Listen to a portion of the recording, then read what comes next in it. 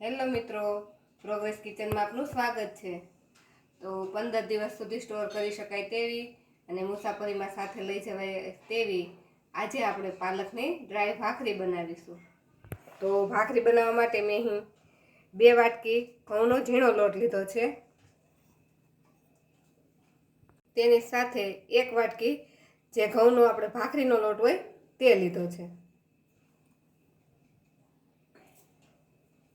તેની સાથે અડધી વાટકી મેં રવો લીધો છે.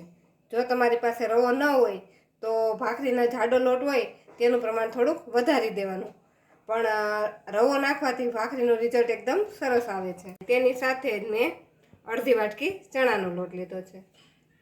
ટોટલ આ 4 વાટકી લોટ લીધો છે. તો હવે આપણે પાલકની ભાખરી બનાવવાની છે, તો પહેલાં પાલકનો આપણે મસાલો બનાવી લઈએ. પાલકની ભાખરી બનાવવા માટે પહેલાં આપણે પાલકને થોડુંક સાતળી લઈશું. તો તેના માટે એક કડાઈમાં આપણે 2 ચમચી જેટલું તેલ લઈ લઈશું. આપણું તેલ ગરમ થાય એટલે એમાં આપણે ચપટીક હિંગ નાખી દઈશું. અને તેની સાથે જ મેં અહીં આદુ, મરચાં અને લસણની પેસ્ટ બનાવીને લીધેલી છે. તો આ 1.5 ચમચી જેટલી આપણે આદુ, મરચાં અને લસણની પેસ્ટ નાખી દઈશું અને તેને તેલમાં સાતળી લઈશું.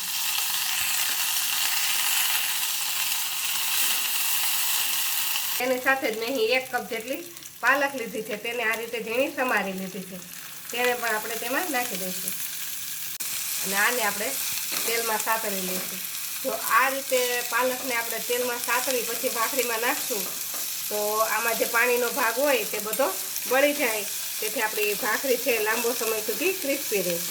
તો આપણે 1 થી 2 મિનિટ માટે આ રીતે પાલકને તેલમાં સાતળશું એટલે એમાં જે પાણીનો ભાગ હોય તે બળી જાય અને આ રીતે સાઈડમાંથી તેલ છૂટું પડવા માંડે. આ રીતે સાઈડમાંથી તેલ છૂટું પડે એટલે આપણે ગેસને બંધ કરી દઈશું. તો આપણું આ પાલકનું મિશ્રણ બનીને રેડી થઈ ગયું છે. એને આપણે થોડીક વાર માટે ઠંડુ થવા દઈશું. એ ઠંડુ થાય ત્યાં સુધીમાં આપણે 2 ચમચી મેં સફેદ તલ લીધા છે અને 1 ચમચી આખું જીરું લીધું છે. આને આપણે પાટલી પર વણી લઈશું.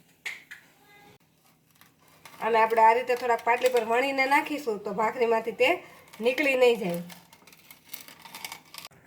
જો તમને અજમાનો ટેસ્ટ પસંદ હોય તો આની સાથે 1 ચમચી અજમો નાખી તેને પણ આ રીતે વણી લેવાનો. પાટલીથી આપણે આ રીતે અધકચરા તલ અને જીરુંને ખાંડી લીધું છે. તેને હવે આપણે આ લોટમાં લઈ લઈશું.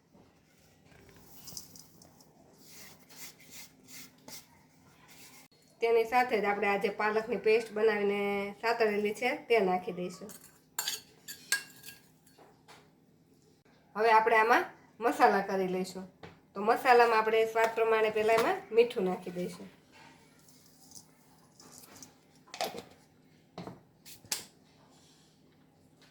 એક ચમચી જેટલી હળદર નાખી દઈશું.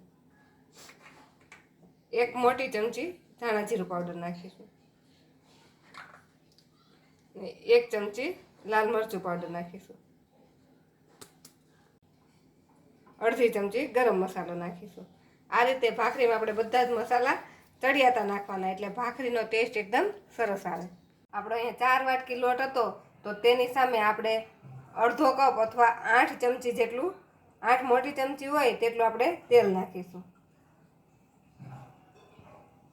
તેલનું પ્રમાણ આપણે મુઠ્ઠી પડતું રાખવાનું અને એકદમ વધી ન જાય તેનું પણ ધ્યાન રાખવાનું. જો વધારે પડતું મોણ થઈ જશે તો ભાખરી વણાશે નહીં. હવે આ બધી જ વસ્તુને આપણે મિક્સ કરી દઈશું. તો આ રીતે બંને હાથથી લોટને એકદમ આ રીતે ચોળી અને મિક્સ કરી દેવાનું, જેથી બધા જ લોટમાં મોણ અને જે આપણે પાલકની પેસ્ટ હતી તે બધું એક સરખું ભળી જાય. તો બધી જ વસ્તુ સરસ મિક્સ થઈ ગઈ છે અને આપણા લોટમાં આ રીતે મુઠ્ઠી પડતું મોણ થઈ ગયું છે. તો આટલું મોણ હોય તેટલું જ મોણ આપણે આમાં લોટમાં આપવાનું. બહુ વધારે પડતું મોણ પણ નહીં આપવાનું. તો હવે આપણો લોટ તૈયાર થઈ ગયો છે. હવે તેને આપણે બાંધી લઈશું. તો આ લોટને આપણે ભાખરીના લોટ જેવો કઠણ બાંધવાનો છે. તો એના માટે મેં અહીં 1 કપ જેટલું સહેજ હુંફાળું એવું પાણી લીધું છે. સહેજ ગરમ પાણીથી આ લોટ બાંધશું તો આમાં આપણે જે રવો અને નાખેલું છે તેને એકદમ સરસ બાઇન્ડ થઈ જશે. આ રીતે થોડું થોડું પાણી નાખી અને આપણે આ લોટને બાંધી લઈશું.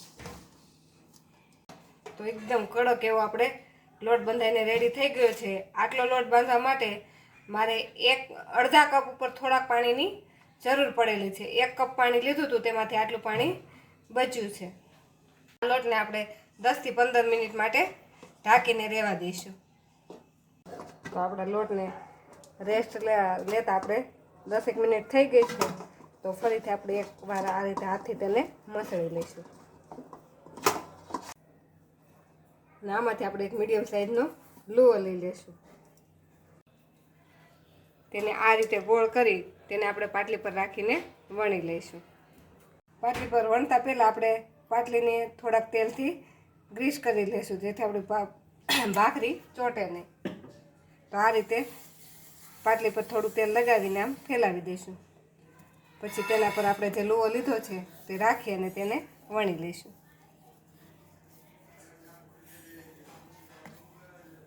તમારે તમારી મનપસંદની જેવડી ભાખરી વણવી હોય તેવડી આમાંથી બનાવી શકો. તો આ રીતની આપણે મીડિયમ, બહુ એકદમ પતલી પણ નહીં અને એકદમ જાડી પણ નહીં, એવી મીડિયમ ભાખરી વણી લેવાની. જો આ ભાખરીની સાઈઝ તમારે બધી એકસરખી કરવી હોય અને બજાર જેવો લૂક આપવો હોય તો આ રીતની ઘરમાં કોઈ પણ વાટકી હોય તેની મદદથી આ રીતે આપણે તેને વાટકીથી પ્રેસ કરી અને વધારાનો લોટ કાઢી લેવાનો. અને મોટી એક ભાખરી વણી પછી તેમાંથી પણ તમે નાની નાની ભાખરી કટિંગ કરી શકો. તો આ રીતે કરશો તો આપણે એકદમ બજાર જેવી ભાખરી બનીને રેડી થશે. આપણે બધી જ ભાખરીને પહેલાં વણી લઈએ.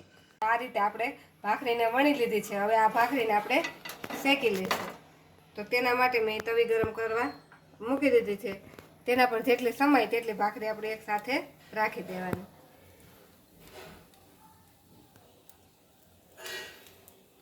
ગેસ પર 2 થી 3 મિનિટ માટે આ રીતે આપણે એને શેકાવા દઈશું.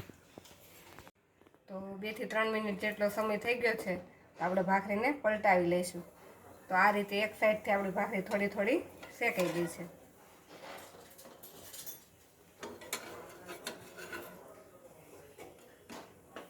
હવે બીજી સાઈડ પર આપણે આ રીતે થોડીક વાર માટે શેકાવા દઈશું.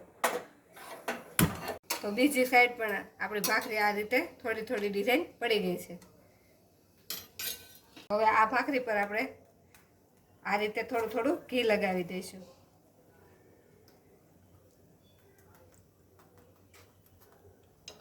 અને ઘીને આપણે બ્રશથી આ રીતે ભાખરી પર ફેલાવી દઈશું. ઘીની જગ્યાએ તમે આ ભાખરી તેલમાં પણ શેકી શકો. અને આ ભાખરીને આપણે આ જે ભાખરી શેકવાનો ડટ્ટો હોય તેનાથી આ રીતે થોડી પ્રેસ કરી અને શેકી લઈશું. આ ઉપરની સાઈડ આપણે ઘી લગાવેલું છે તેને પણ આપણે પલટાવી અને જે નીચેની સાઈડ છે ત્યાં પણ ઘી લગાવી આ રીતે શેકીશું.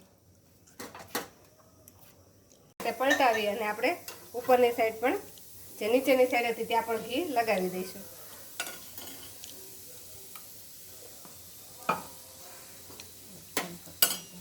ત્યાં પણ આ રીતે ઘીને આખી ભાખરી પર ફેલાવી દઈશું.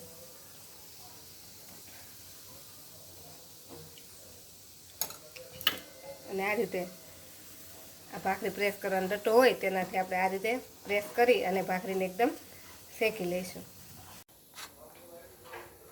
તો આ રીતે એકદમ ધીમા ગેસ પર 5 મિનિટ માટે આ રીતે પ્રેસ કરી અને શેકતા આપણી ભાખરી શેકાઈ ગઈ છે. આવી જ રીતે આપણે બીજી બધી ભાખરીને તૈયાર કરી લઈશું. તો આપણી બધી જ ભાખરી બનીને રેડી થઈ ગઈ છે. જો તમે આ રીતે ભાખરી બનાવશો અને મુસાફરીમાં લઈ જશો તો તે લાંબા સમય સુધી ક્રિસ્પી રહેશે. જો તમને અમારી આજની આ પાલક ડ્રાય ભાખરીની રેસીપી ગમી હોય તો અમારા વિડીયોને લાઈક કરો અને પ્રોગ્રેસ કિચન ચેનલને સબસ્ક્રાઈબ કરો.